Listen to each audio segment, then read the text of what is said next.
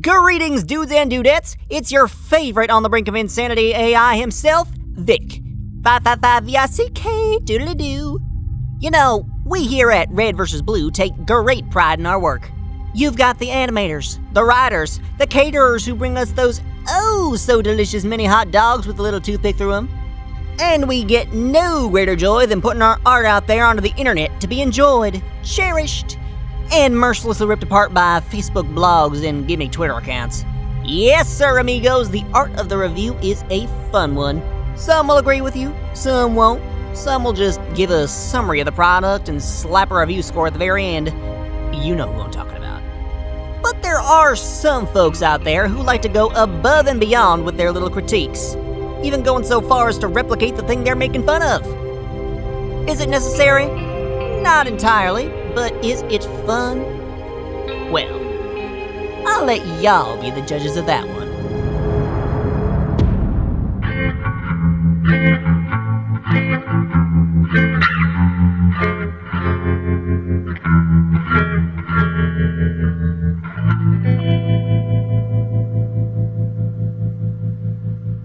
Huh.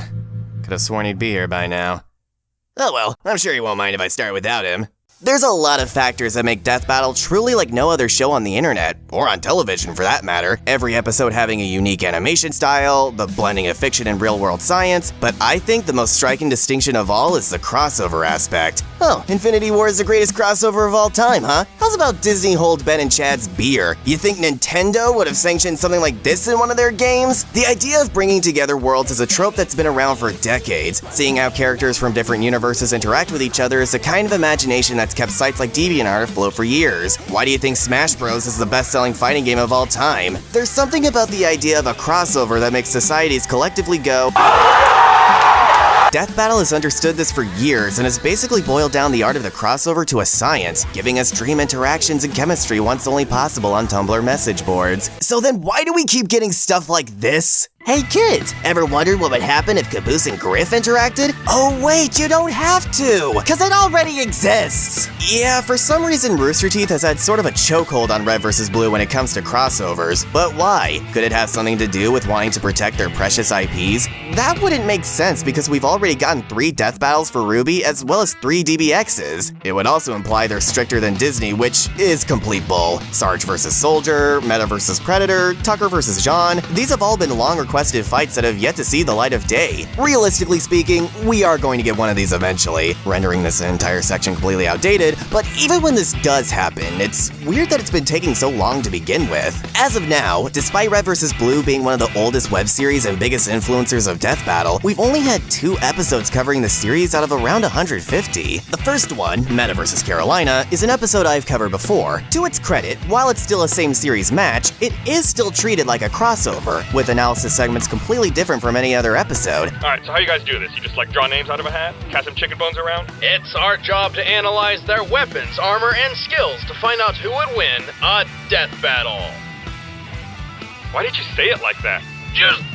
Just watch. It's even an official episode of Red vs. Blue's 14th season. A can of worms I'll have to talk about another day. And that episode managed to be my favorite episode of season 3. I realize this isn't saying much, but that season also had Hulk vs. Doomsday and Dante vs. Bayonetta, so it's not like there was zero competition. And I mean, come on, it's Carolina. What did you expect from me? Fast forward 4 years and Death Battle, as well as Red vs. Blue, have changed a lot, both for the better and for the worse. Then, seemingly out of nowhere, Death Battle teased Red vs. Blue.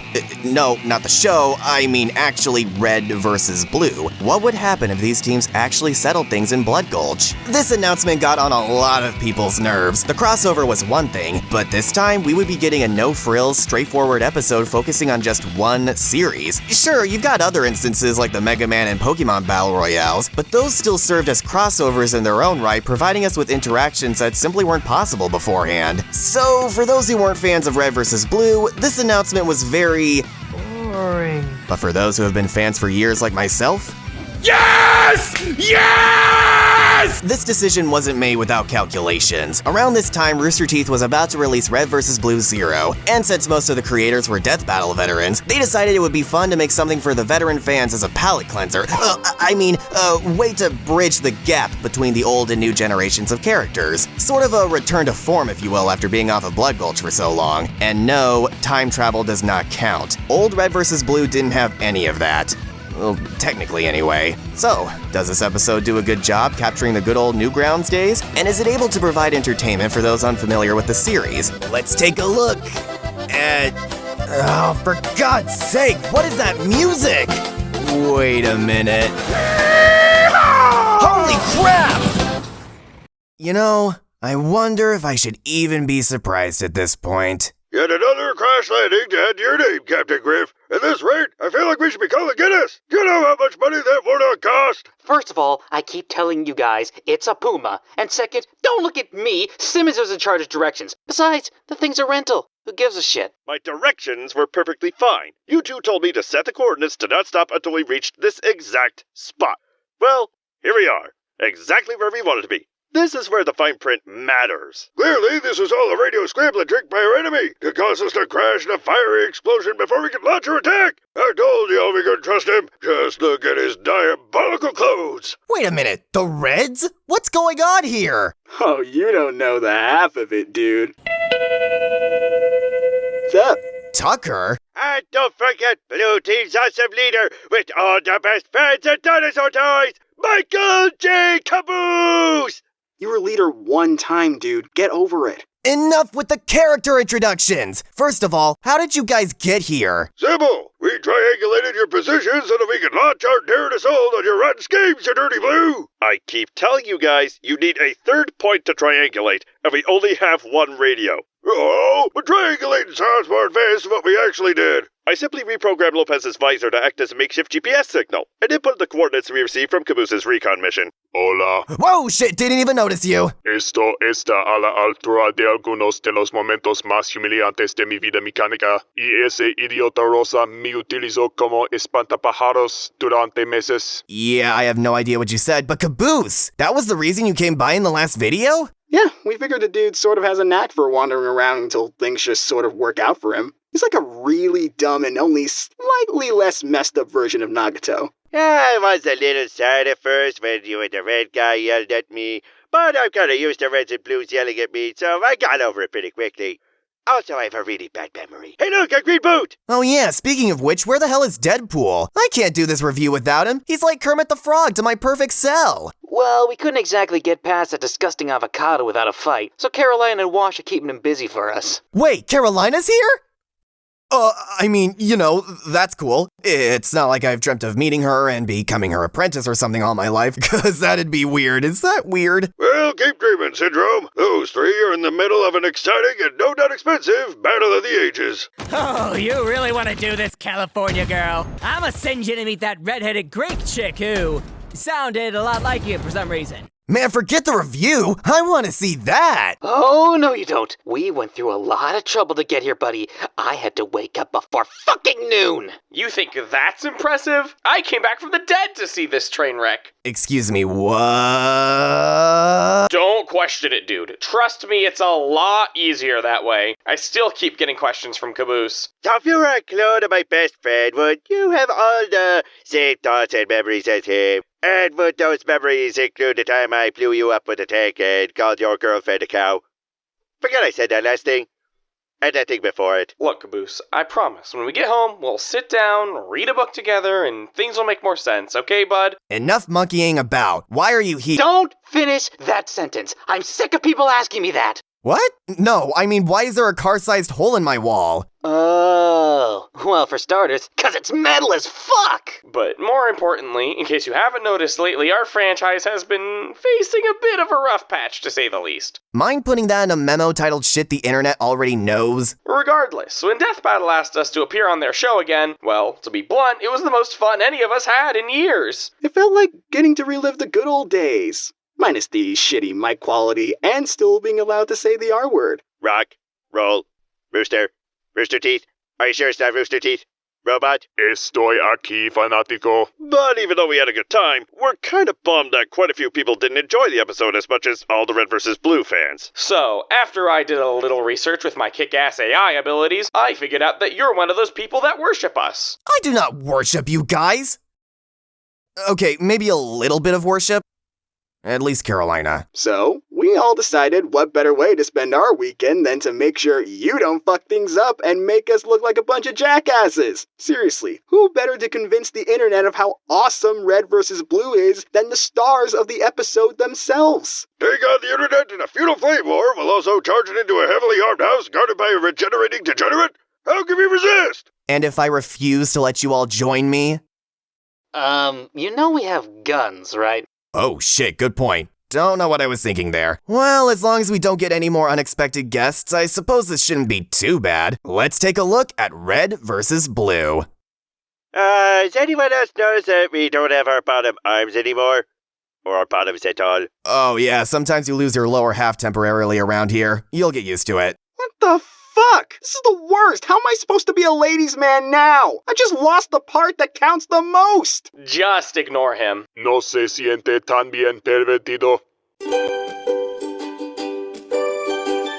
I'm pretty sure it goes without saying that this analysis section won't be quite as detailed as it was in my Deadpool vs. Mask review, but there's still plenty to unpack here. The analysis segments do a really good job of giving a concise history lesson of the show as well as covering the characters, which I find really impressive considering there's nearly 2 decades worth of material to cover, and they managed to do it in a solid 11 minutes. Joshua Kazemi, the writer of this episode, knew to keep things focused mostly to the characters' personalities and their relationships. With this being a same universe match, it's safe to assume that most of the characters scale to the same things, so finding the victor really comes down to how everyone will play off of each other as opposed to direct feats, just like the last RVB episode, funnily enough. This gives Red vs. Blue a unique tone compared to other analysis segments, as we get to spend more time on the characters themselves and learn about their histories. It does such a good job that it even reminded me of some facts I had completely forgotten, such as Simmons being a cyborg. I'm mostly just surprised people forget Griff is 1/8 me. And people wonder why we have such good chemistry. Oh, so is that why you guys got so close back on course when they turned on the Temple of Procreate? We said we wouldn't talk about that!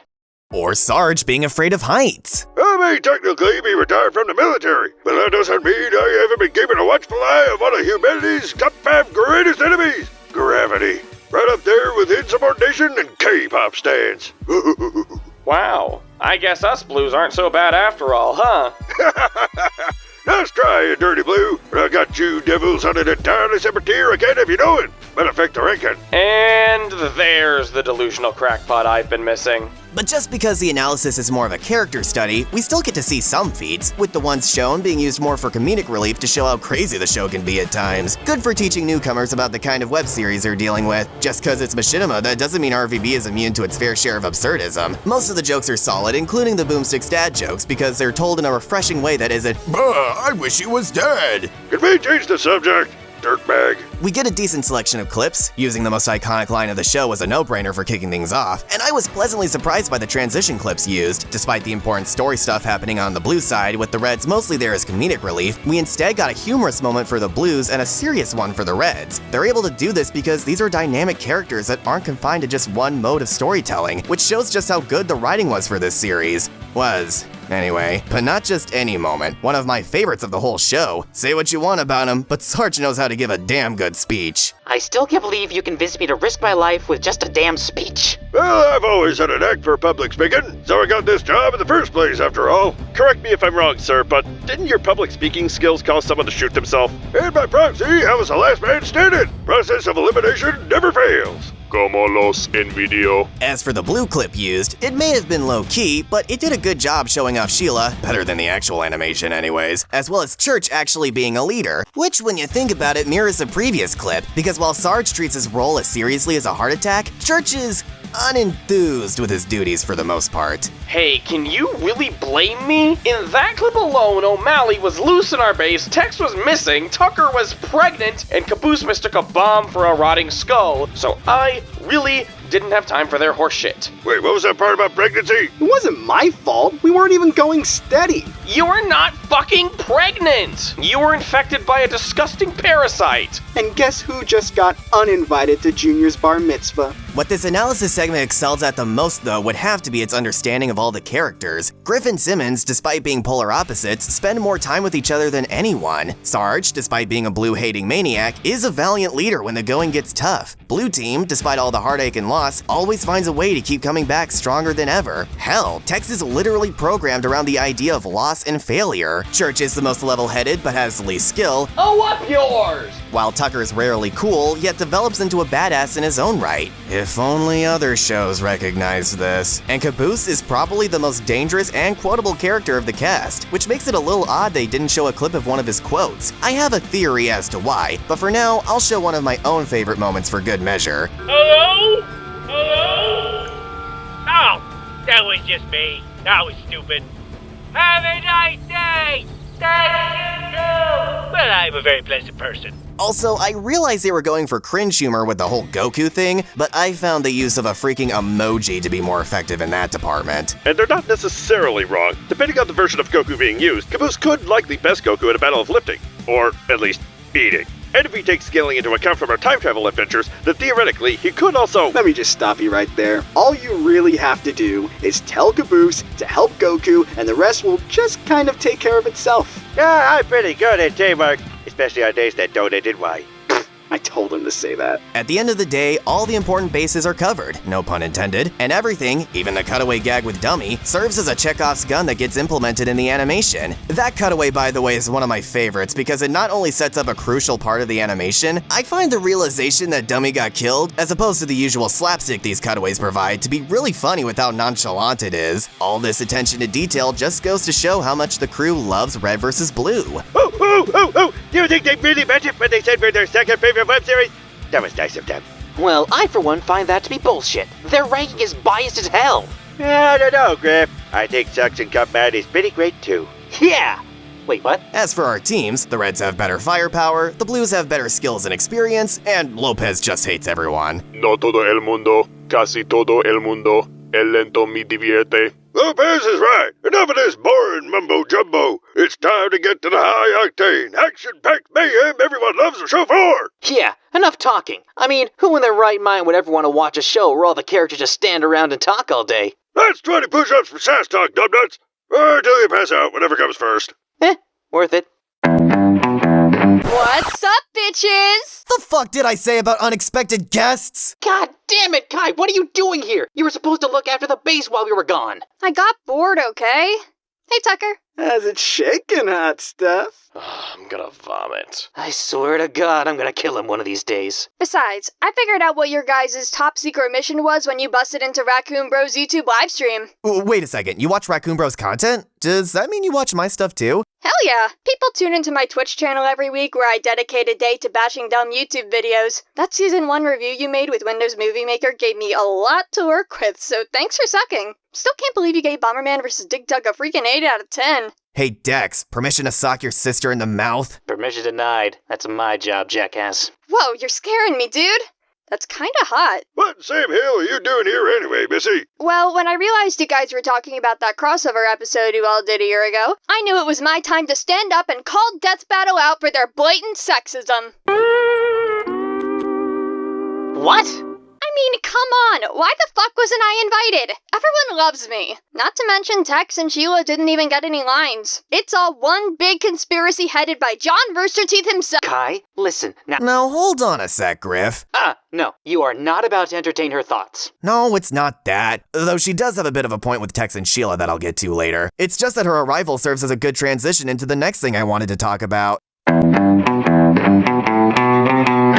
For the time being, I'd like to do a scene-by-scene analysis of the fight, starting with the setup itself. In my eyes, the direction they went with for this fight was the best possible route they could have gone with. Recall, if you will, the context of this episode, the time it was released, minus the uncomfortable stuff. Red vs. Blue Zero was meant to usher in a new era for RVB that would focus on a new generation of characters. So as a way of throwing a bone to longtime fans, Red vs. Blue was made to act as a throwback to the Blood Gulch Chronicles that celebrates why we fell in love with the show to begin with. Which is why, and I'm sorry sorry to say this, sister, sticking to the OG 10 that set the standard for this show made the most sense. Whatever. After I blog about these injustices to my 500,000 Twitch subs, you'll be sorry. How the shit do you have that many subs? Fans only. I just had to ask. And the family name is still recovering.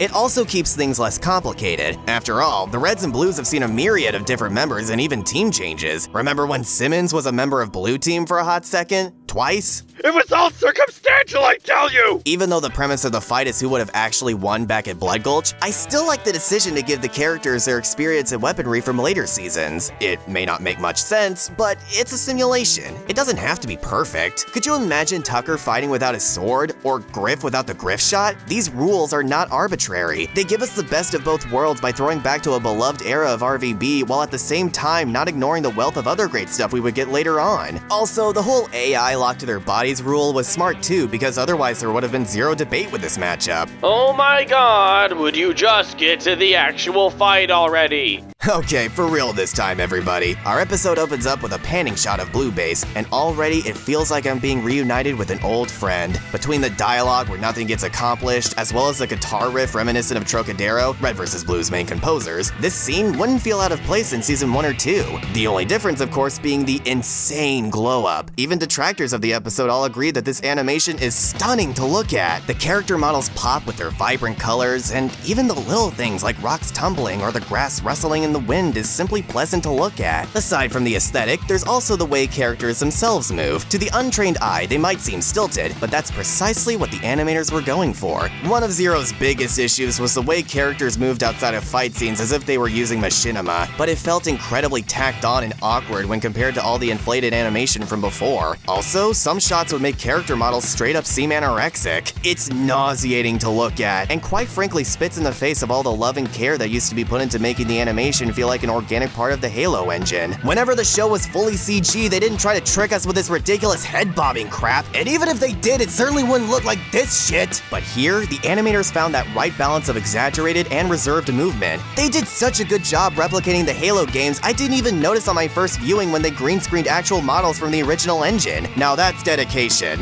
Why it couldn't translate to Zero despite being made by the same people is beyond me, but I have my suspicions. Suddenly, Red Team charges over the hill in their car to steal Blue Team's flag, and if you've seen the show, you'll know that this usually doesn't work out for them. First off, we want your flag. Wait just a second. The last time we got the flag, the chick in the black armor showed up. Just stay right where it is! But the engine isn't the only thing that roars over the hill. Say hello to Blood Gulch Bedlam, an easy contender for my top 5 death battle music tracks. It goes through a ton of tempo switches, so I'll cover them as they arrive. The first thing we get is some good old country rock, an uncommon style for death battle, but one that's very familiar to Red vs. Blue fans like myself, and it sounds amazing. Can we get more music on the show with a piano that goes off this hard?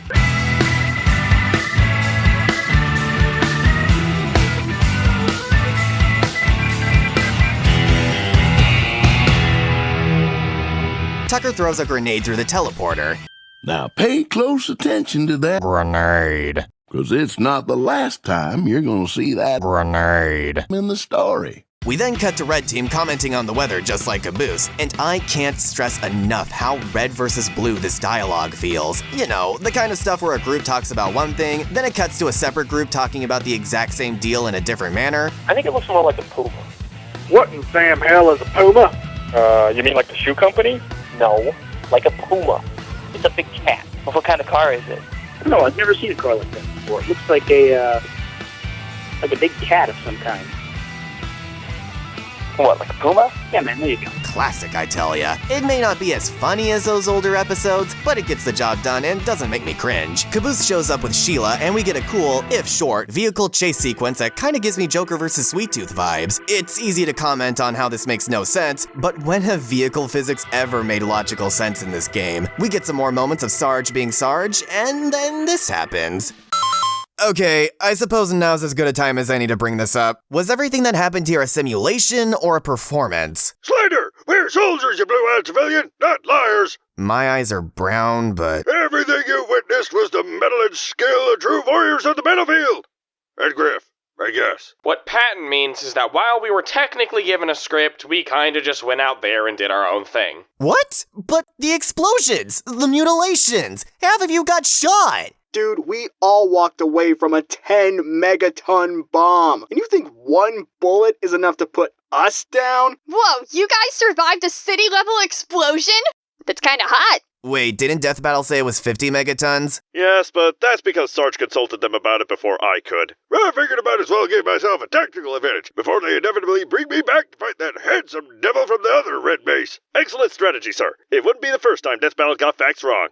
Looking at you, Zorro versus Urza. Anyway, the producers told us to act dead when our suits locked up from a certain level of damage. I was supposed to drive the car like normal until Sheila got us, but Sarge just had to improvise. I'm a method actor, Griff. You need to go big or go home if you want to win awards. Okay then, fair enough. But why did you survive the explosion and not Simmons? Oh, that's easy. I faked it. You what? What? I didn't feel like getting beaten to a pulp by Tex again. I'm a man of science, not violence, damn it. Bullshit! You totally left me hanging out there. I thought you were dead for real from the accident. You're just jealous that you didn't think of it first. Also, you might want to play that whole clip. Simmons? Simmons! No!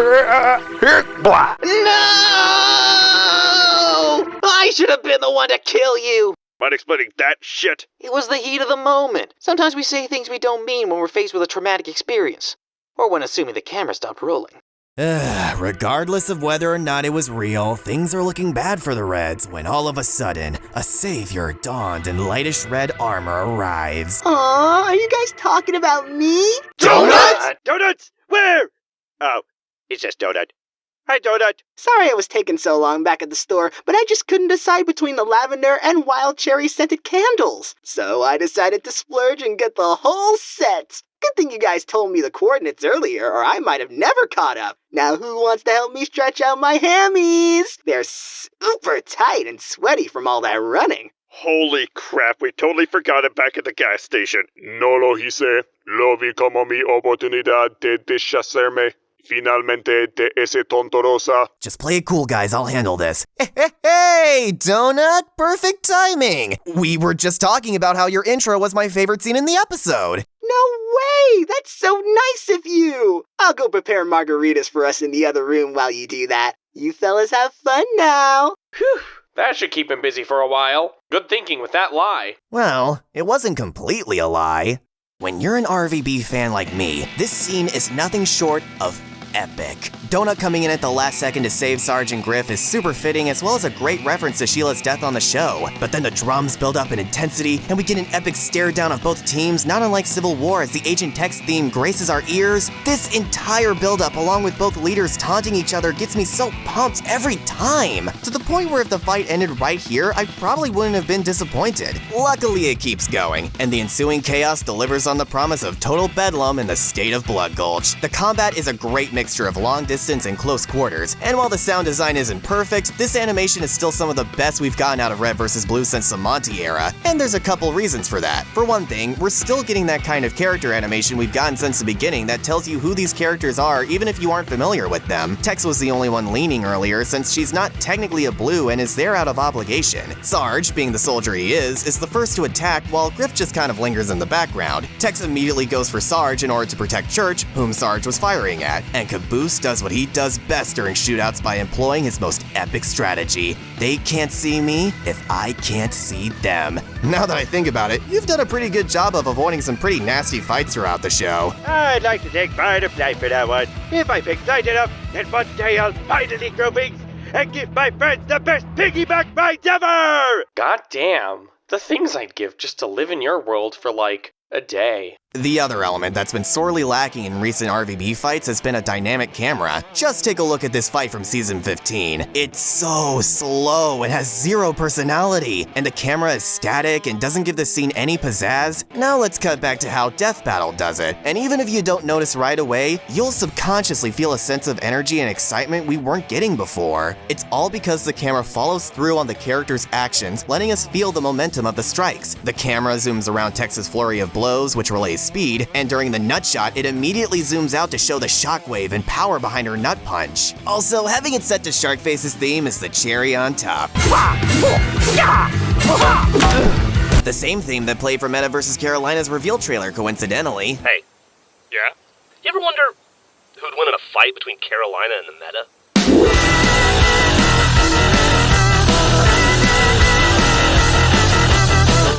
No, only hopeless nerds on the internet care about that kind of crap. Yeah. Why do you think I'm asking you? Oh man, that is a burn. Dude, you just got burned. Burn, dude.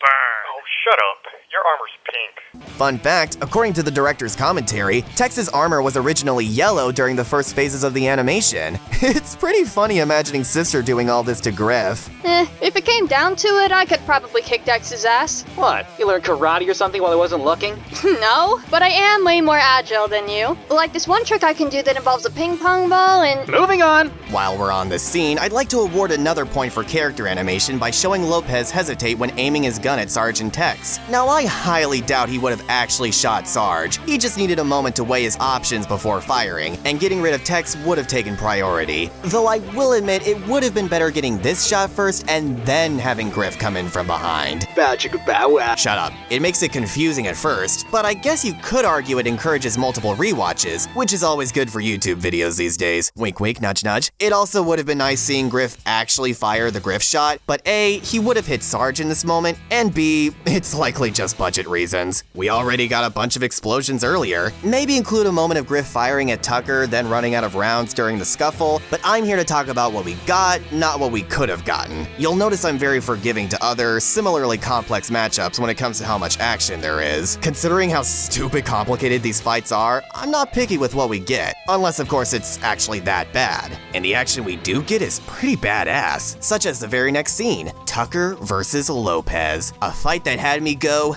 never in my life have I needed something so much and never known until I received it. The energy sword is such a cool weapon to see in action, especially when paired up with the battle rifle. We get even more of those fun camera movements I mentioned earlier, then Lopez drops his gun to beat the shit out of Tucker, and it's so brutal. Even the sound design gets a step up in quality here. And then Tucker pulls a Game of Thrones on Lopez, giving us the most unironically cool death of the episode. If Lopez died any way other than decapitation, we'd riot.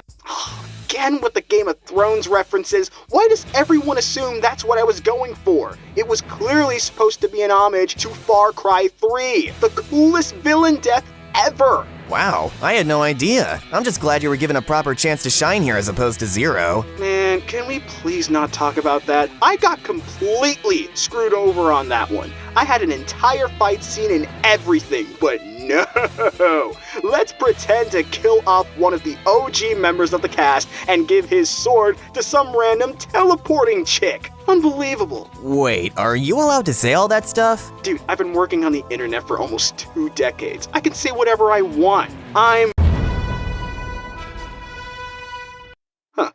That was weird. See, this is why it's important to branch off to other sponsors, like me. Please don't tell me that's how the Fortnite commercial came about. Not only does it pay a pretty penny, I get to humiliate Griff at the same time. Win-win. You told me it was an ad for G Fuel. I felt so unclean sucking up to Ninja like that. I don't even watch Twitch streamers. That's Simmons' thing. So lucky. Well, I'm really sorry to hear all that, Tucker. Don't be. I at least managed to get my energy sword again. But I had to go through hell and back for it. Was it worth it? I don't know. You tell me. You want to have sex right now? God damn it, Kai! The family name! After that scuffle, we cut back to Sarge and Tex in the middle of a shotgun dance. One of the most interesting uses of the weapon I've probably seen. Even though you have to suspend your disbelief a little, there's something really cathartic about seeing Sarge hold his own against Tex like this after all these years. I was on the brink of victory too, but then someone had to interfere. Excuse me, if I hadn't stepped in, you would have taken the contingency plan to the face. And it's precisely the kind of tactical advantage the enemy would never expect. Though I hate to admit it, Griff, you dare go out in the kind of blaze of glory I've always dreamt of. Oh, thank you? Well, he's not wrong, Griff. Right when it looks like Tex has the upper hand after using Kazuya's forward throw, Griff comes in to help, and what follows is nothing short of a Greek tragedy. When the music pans over to Griff, it takes a darker turn that sort of resembles death, so you know his fate is already sealed. Griff may be selfish, but this isn't the first time he's risked his life to save others, and while he's able to use his weight to his advantage and even get a solid punch in, the only member of Red Team to do so, it wasn't enough to escape yet another inevitable nutshot and the most brutal kill yet. Fitting coming from Tex? Caboose. Sad to see to a man who cared about so little, yet gave his all during his final moments. And of course this gets undercut by Sarge's remark. To those who find this out of character, remember, we're still in the Blood Gulch era. It's more a moment of content rather than straight up joy. And he also gets immediate comeuppance in the form of Tex and even Lopez. Gotta love it. I'm not saying I'm a kill, Griff, but if someone else wanted to, who am I to deny that person of their God-given right to brutally stab him in his sleep and then dance on his grave with all his loved ones watching? It's just one big happy family over here. Habla por ti mismo, idiota. But hey, it's been a while since we've seen what Church and Donut were up to. They had that really cool shootout at the very beginning and have supposedly been at it this whole time. We cut back to them and... I'm not sure what kind of fight I was expecting between Church and Donut, but this just feels right. But you know what? It didn't matter how much Donut threw grenades or the amount of hits Sarge and Griff could take. The Blues were guaranteed victory as well as loss from the very beginning thanks to an X factor. It's not the AI, Tucker's sword, or even Tex. Hey, everyone is looking at me. Hello, everyone! How long is he going to keep us in suspense? I think he's talking about Lopez. It's you, Caboose, you team-killing cockbite. Did someone ring? You're the key to why this entire climax makes total sense. Woohoo! Wait, are you about to try and make sense out of Caboose? I hoped you packed your bags, dude, cause you're in for a fucking trip. I know that the following sequence has been a major point of contention amongst fans of the show. It's stupid, it comes out of nowhere, it's a total cop-out, and it perfectly represents red versus blue. If this had been any other episode, I'd be right there with you guys. But you know what those other episodes didn't have? Caboose. Okay, I don't know what it is about this guy, but to try and explain the reality-bending forces at play whenever he's on screen would be nothing short of fruitless. The Reds, as well as the Blues, lost the moment he stepped onto the battlefield. So no, I don't find the quadruple sniper kill to be bad. Cheap and stupid, sure, but I wouldn't have it any other way. And it's also a reference. You know how much I like those by now. It's also a great subversion of expectations. Given up to this point, the Blues pretty much had everything in the bag. It was the exact wrench in the works needed to keep things unpredictable to the very end. And it wouldn't feel right not giving the Blues a Pyrrhic victory. After all, Tex is destined to fail whenever it matters most. And a fight to the death would likely fall under that category. Yes, it would have been nice if it was just Tex that got shot and we had a little bit more fighting that led to just Sarge and Caboose. But I've already discussed before why I don't like using that as a criticism. Not to mention, Tex is the only one who knows how to fight properly, so it's not like we're missing out on that much hardcore action. It's also hard for me to get mad in general when the music is the most upbeat it's been yet and even aligns with the shots. Ready? Go! Tucker did it.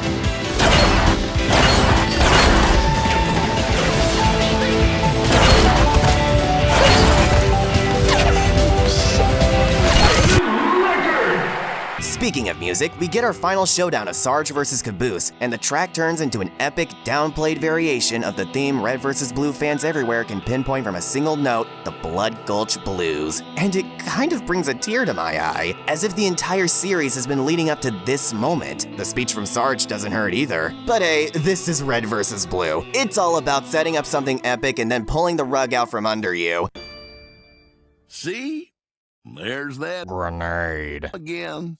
Going on an epic quest after finding an ancient sword, all a ploy to get infected by an alien parasite. Your commanding officer comes back from the dead to give you important advice, gunned down by an off-screen assailant. That turns out to actually be you in the future. A badass-looking mystery man tracks you down supposedly to serve you. Turns out serving in the sense he's a process server serving a class action lawsuit from all the mothers you impregnated on course for child support. Yeah, that's a thing that happened. So as much as I would have loved to see an enraged Caboose in action, we can save that for another time. Let's just appreciate the abrupt finisher that was brilliantly set up right from the beginning. Caboose ties up one last loose end, as good comedies do, and the ending analysis is also pretty well made. It's not incredibly detailed, but it really didn't need to be. It not only does a good job showing that weaponry and stubbornness can't replace skill, but also showing that it wasn't as one-sided as you'd think, due to Tex's programming and Caboose being Caboose. Tex may have beaten up the Reds before, but Caboose certainly wasn't helping her. Raccoon Bro even has a few friends in real life that are big RVB fans who make decent arguments for Red Team winning. We get our last loose end tied up with Dummy, as well as one last callback to the show's motto, and that's the episode.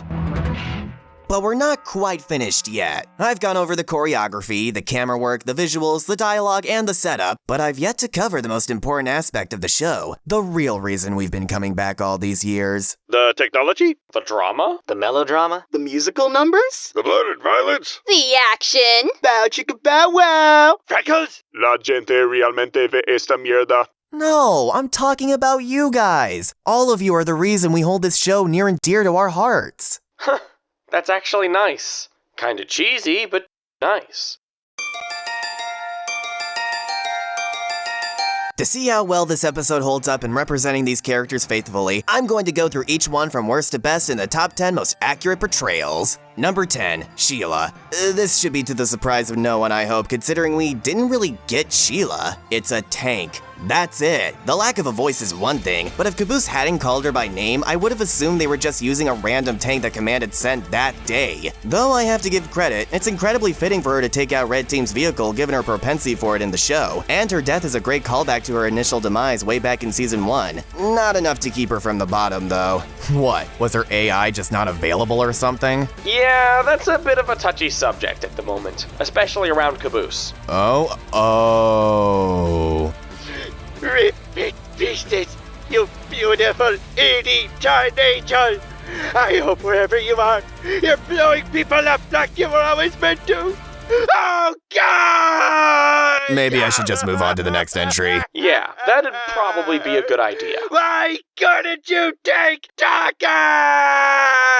Number 9, Simmons. Poor Simmons. In order to have an even number with the stare-down scene, one of the members had to get shafted. And it's understandable given he has the least amount of combat experience out of anyone. Gus did a decent job with the limited material, and he had plenty of callbacks. Suck It Blue, manning the turret, and a brief moment of banter that manages to reference both his brown-nosing as well as his passive-aggressiveness at the same time. Also, I think his death is hilarious and I will fight you on that. Number 8, Griff. And I suppose it's fitting that these two should be right next to each other. For the most part, his role on Red Team is well represented. He drives the car, he stays in the back, he's smart enough to stop Lopez, and if you think about it, him not firing the Griff shot could be an unintentional reference to his tendency to forget bringing ammo to the battlefield. Griff, start passing out additional ammo. Simmons, pass out the ammo you brought because you knew Griff would forget. Already on it, sir. The reason he ranks so low, however, is because of Jeff's performance. I adore this man, but for some reason he made Griff sound completely detached from the situation as if he was Caboose.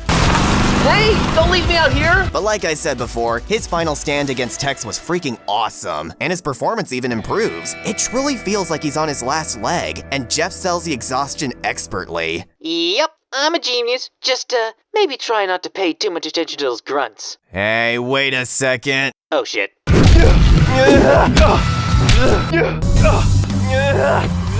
Seriously? I mean, seriously? Hey man, when you have nearly 2 decades worth of audio backlogs to fall back on, you're gonna take advantage of it so you don't have to put the effort into exhausting things like voice acting. Too tired to act like he's tired? Who else but Griff? Number 7, Tex. Much like Sheila, Tex's ranking suffers from the lack of a voice actor, except in this case, I have my suspicions as to why that is. Nevertheless, Tex ranks higher because, really think about it, is Tex a fan favorite for her dialogue? No. We love her because she's a no-nonsense woman of action who lets her fists do the talking. Hell, in the most popular episode of the show, she doesn't utter a single word, not even so much as a grunt. The most important aspect of portraying a character like Tex is nailing the hand-to-hand, and Torian and his team totally deliver. My only complaint being that the environment doesn't give her too much to interact with, but it also would have been weird not having the fight in Blood Gulch, so not much you can do there. Oh yeah, where is Tex, by the way? Still dead, dude. Oh, man, I am terrible at small talk. Yes. Yes, you are. Number 6, Church. Despite not having as much screen time as his teammates, Church still gets in a good performance. His interactions with Caboose are accurate, he never hits anything with the sniper rifle, and Bernie gives an underrated performance. He recaptures that dead inside tone as well as burning hatred Church used to be defined by with some pretty intense yells. What's important is that his bark has more emphasis than his bite, and the crew cleverly saved the more important action beats for his subordinates. So basically you're saying my performance is good because I sucked. I mean, if you want to be blunt about it. Hey man, being a leader's a stressful job. I can't be at 100% all the time. Last I checked, you weren't a leader, but a private with a dead leader. Hey, now that's... Oh, blue-hoo! Why don't you grab that bar, stupid? You're a disgrace to commanding officers everywhere. I bet you don't even know the difference between Morse code and Morse code. Spoiler alert! One of them is an advertising cat that was one of our greatest military minds. Hey, just because I may not hit my targets all the time, that doesn't mean I don't have other important leadership qualities. Like what? For example, delegation. Hey Caboose, Sarge needs your help. Okay, Freckles, do your thing. Engaging. Oh, you know good so-and-so. Number 5, Donut. Alright, hear me out on this one. Why would the character with 1 line and 20 seconds of screen time tops make the top 5? Simple. He's just really fucking funny here. His style of combat was nailed to a T, focusing primarily on throwing grenades. You can go places with an arm like that. The minimal screen time mirrors how often he's put out of commission in the show, and I seriously can't get enough of this little taunting dance he does. Alright, I see you've been practicing your dance moves, man. Gotta stay fit for public occasions. Wait, you two hang out? Hell yeah! Every night we hit up the most bitchin' clubs and take advantage of all the ladies during pre-specials. Everyone assumes he's a girl because of his pink armor. Aw man, not you too, sister. I thought you were colorblind. Dude, even I can tell that armor is pink. Lightish red, sister. Lightish red. Number 4, Caboose. I was not in the least disappointed with how Caboose was handled considering the environment he was put in. While it would have been nice seeing him take a more active role beyond driving Sheila, Caboose has always had a tendency to stay in the background whenever things get particularly nasty. Besides, he still got to be his usual self by annoying Church, killing Church, and nearly everyone else. I would like to nominate myself as best, most awesomest player for that. What? You killed half of Blue Team. If the teleporter wasn't broken, we would have lost. And I also got the most points. This is my best performance yet. And another thing, you have got to stop bragging about how good of an actor you are. You kept flubbing all your lines on set. They had to dub you over. Huh.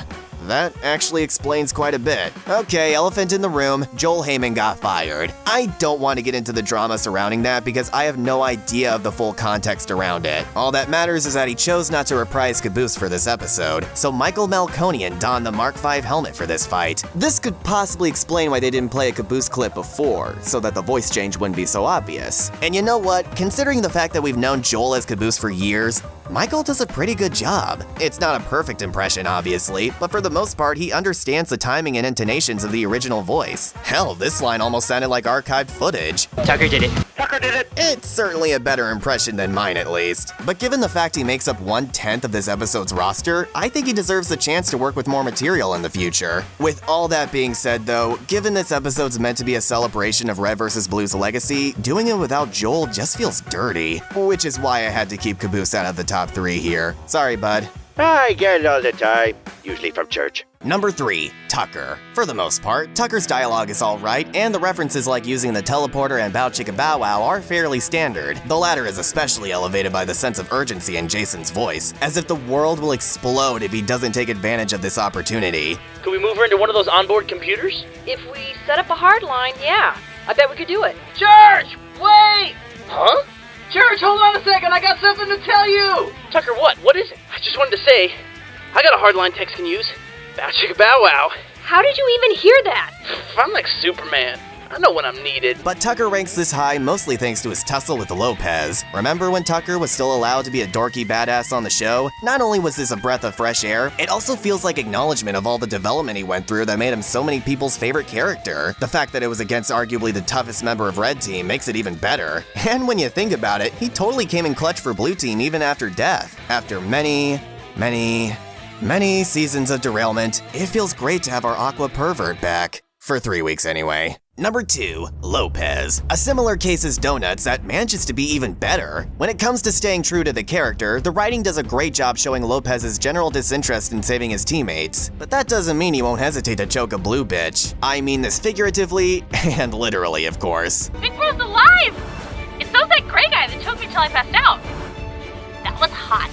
Man, those were some good times. Mandan el infierno lejos de mí monstro. Not unlike Tex, it takes Lopez very few words to make an impression, and it makes me wish we could have seen him throw hands more often in the actual show. I also appreciate the way they handled subtitles by making them smaller than how they usually appear in the show. If the words were too big, it would have distracted from the action. The only thing that could have made Lopez's appearance better is if we had gotten a post-credit scene of Caboose annoying his decapitated head. Por favor, Dios no. Aguantar a estos idiotas rojos es más que suficiente. Hey, do you want me to throw you into the ocean again? Maldita sea, sigo olvidando que eres bilingue.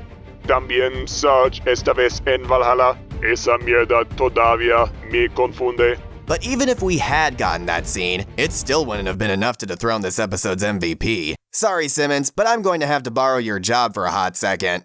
Fine, but don't get comfortable with it. He's mine. If you don't mind, Nate, I had a feeling this would happen, so I've prepared a special song I'd like to play for my entry.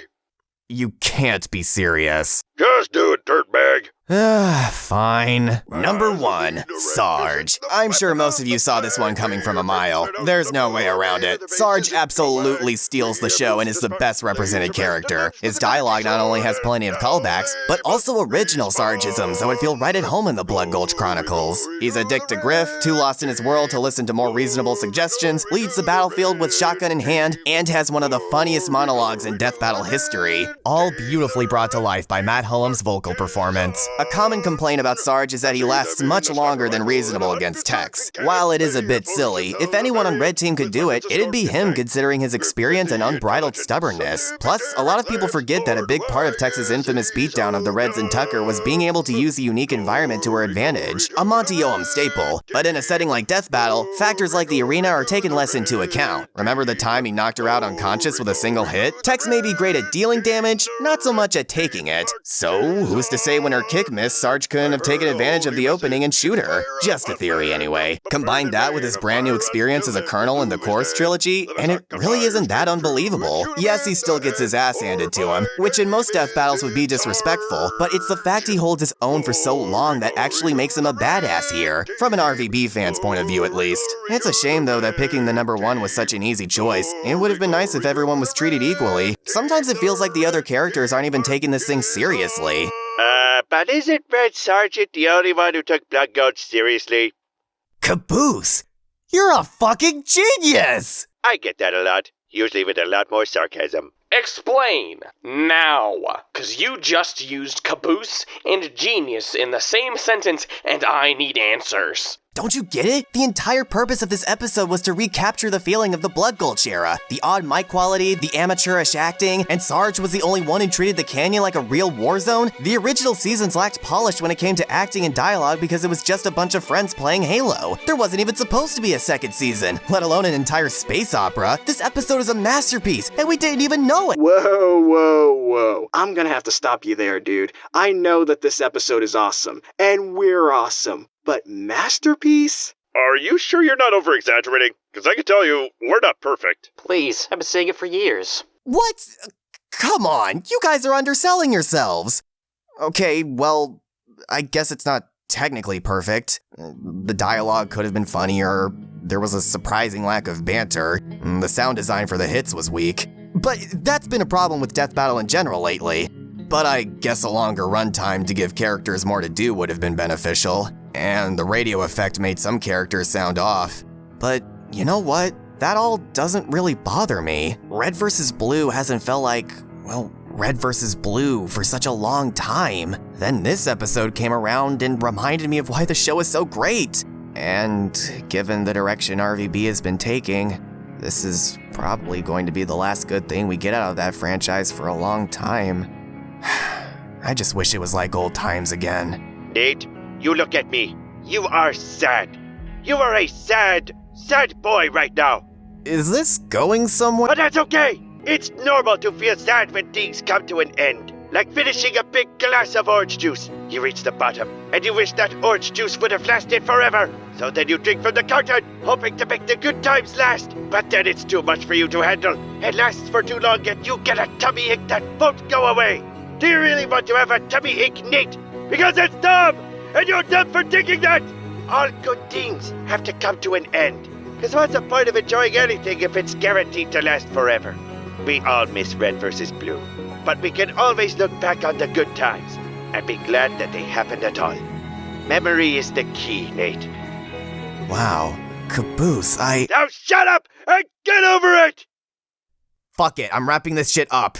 I'll be the first to admit, this episode is far from perfect. I can nitpick all the animation errors for days, and if you're not already a fan of the show, pretty much half of the jokes and dialogue will go right over your head. It's not like Death Battle could just summarize an 18-season-long show in 20 minutes. On its own, this episode is more like a 6, maybe a 7 out of 10, but I think to fully appreciate it, you need to understand the purpose of Red vs. Blue existing. Its top priority is to celebrate Red vs. Blue's legacy and give longtime fans one last trip to Blood Gulch before letting it go for good. And I just so happen to be one of those fans. The analysis segments have a chill vibe and unique structure. The visuals are some of the most beautiful this show has produced. The choreography is tight and exactly what I'd expect from a team led by Torian. Everyone feels in character, the callbacks are plentiful and glorious. It gave us Blood Gulch Bedlam. It captures the absolute insanity that would occur if these teams fought for real. And overall, it's one of those episodes that instantly puts me in a good mood. I haven't even covered half of the deep cuts this episode contains, like how accurate the KD ratio of everyone is. Tex and Tucker get kills since they're the most skilled, as well as Caboose for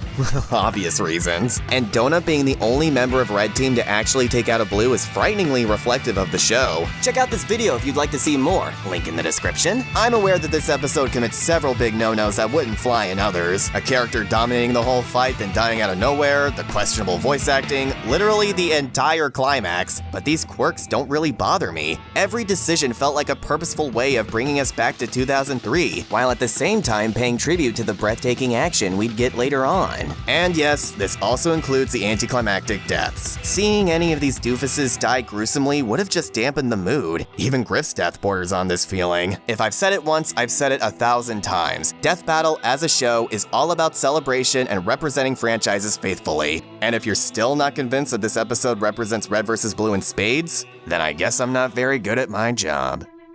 So, how did I do? Best review ever. Of all time? Don't go pushing it, dude. Bravo! Encore! Encore! I couldn't have said it better myself. You're only saying that because he put you at number 1. The kid's got taste. Can't fault him for that. Al menos alguien por aquí respeta las cosas que hago por este grupo. Aw, I love you too, Lopez. So, sister, do you plan on discussing this review once you get back to your Twitch channel? Man, you didn't give me nearly enough material to work with. I'll probably just use my backup idea this week and read Griff's diary on stream. Yeah. Wait, what? Well, I've gotta say, guys, even though it wasn't planned, I'm really happy you all showed up. Can't say this video would have been the same without you. It was our pleasure, Nate. It's nice to know that we've still got fans. Somehow. So does this mean we're all friends now? Wow, would you look at the time? I should be picking up Junior from basketball practice. Okay. Later. I'd love to, Nate, but I gotta clean out the barrel of a shotgun. Ooh, let me help. I'd love to, Nate, but I just remembered I have to update my Facebook. When was the last time I updated the site, anyway? Absolutely fucking not. No habla inglés. Griff's diary ain't gonna read itself. I'm too busy thinking of an excuse to not do that thing, Nate. Uh-oh. Did I say that or did I think it? Oh my god! I did it again! I spoke when I should have sunk! They'll be back for the next Red vs. Blue video. Oh, hey, you guys left your vehicle thing. Kinda looks like a big cat. I fucking knew it!